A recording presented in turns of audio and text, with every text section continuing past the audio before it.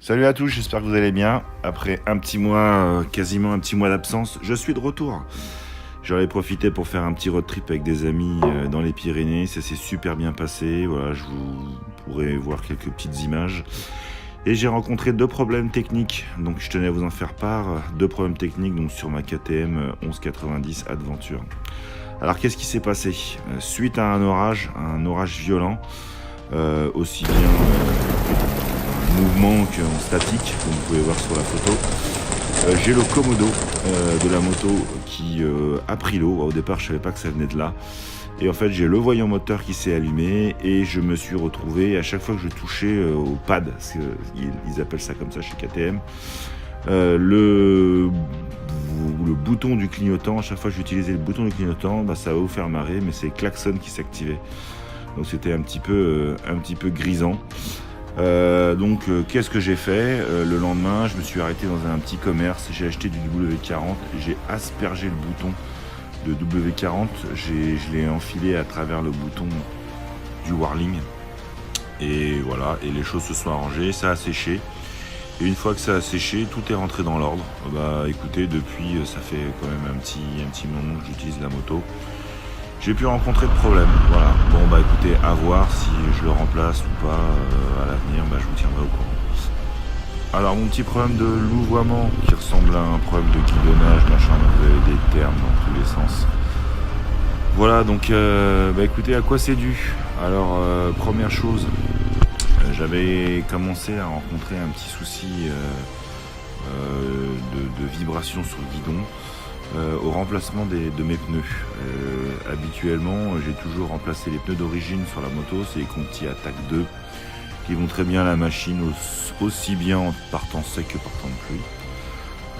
Voilà, donc là, je sais pas ce qui m'a pris, le manque de temps a fait que j'ai apporté ma moto chez, je me rappelle plus, je crois que c'est Dogback de mémoire. Ils m'ont remplacé les pneus et ils m'ont monté les Tourance Next, qui est apparemment une véritable référence en termes de pneus super trail. Enfin voilà. Écoutez, au départ j'ai rien senti et puis après petit à petit j'ai eu l'impression que la moto commençait à déconner. Et je me suis rapproché de mon concessionnaire KTM et il m'a dit écoute, t'es sûr que t'as pas de soucis de top caisse? Il me dit les problèmes de louvoiement tu les as eu avec ou sans top caisse? Alors j'ai dit avec top caisse. Donc il me dit ton top caisse soit il déconne. J'avais une platine en plastique sur le top caisse qui était assez ancienne, je l'ai remplacée par une platine en aluminium. Donc j'avais plus de jeu sur le top caisse et résultat des courses, je pensais avoir réglé le problème, mais non, j'avais pas réglé le problème. Qu'est-ce que j'ai fait? Rien, je suis parti comme ça et puis je me suis pas pris la tête. Et puis en arrivant du côté de Biarritz sur notre chemin en direction des Pyrénées, je me suis mis à louvoyer suite au passage d'un petit dodane. Je me suis dit il y a quelque chose qui va pas, ça commence à m'inquiéter parce que je me suis dit on va commencer à attaquer des cols de montagne avec une bécane qui louvoie, ça pue. J'ai déchargé mon top caisse, j'ai vraiment enlevé tout, j'ai n'ai mis que des choses légères à l'intérieur. J'ai laissé mon kawaii, j'ai mis une gourde, une connerie, mais vraiment j'ai vraiment pas mis de poids. Si à tout casser, je pense 2,5 kg, 3 kg maximum de chargement. À savoir qu'un top case en général, on préconise pas plus de 6 kg.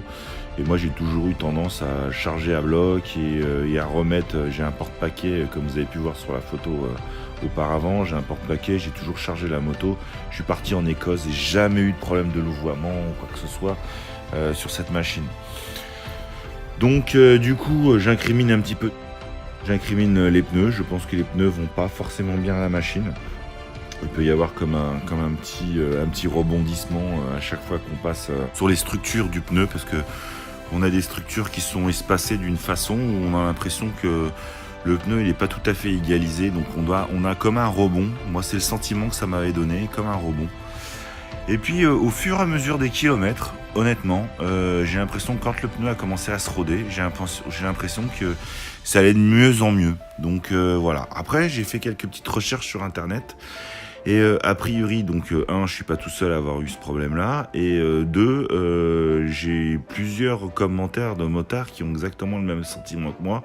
C'est-à-dire que le pneu, quand il est pas rodé, il est vraiment moins stable, moins sympa, mais il faut vraiment l'user, quoi. Faut vraiment le bouffer, vraiment taper dans la gomme. À mon avis, il faut vraiment l'arrondir, il faut vraiment le roder. Et à ce moment-là, peut-être qu'il devient un petit peu plus convivial. Et donc, conclusion, quand un fabricant il met une montre d'origine, il faut vraiment faire attention avant d'essayer de chercher de mettre autre chose. Je pense que je recommencerai plus cette erreur. J'essaierai d'être un peu plus prudent.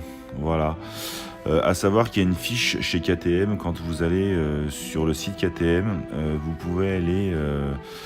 ils ont une fiche produit où ils mettent toutes les préconisations de pneus pour chaque machine. Donc avec les conseils, voilà. Donc chose que j'ai pas fait. Pour un pro KTM, c'est pas bien. Mais voilà. Bon bah écoutez, sinon maintenant on fait avec. Je vais aller jusqu'au bout de ces pneus. J'essaie de faire attention, quoi qu'il en soit, sans top case, il se passe rien. La machine, elle est toujours aussi plaisante. Je suis toujours aussi dingue de ce moteur qui est vraiment réactif et qui est vraiment infusé. Voilà, sinon, écoutez, à une prochaine fois et puis à de nouvelles aventures.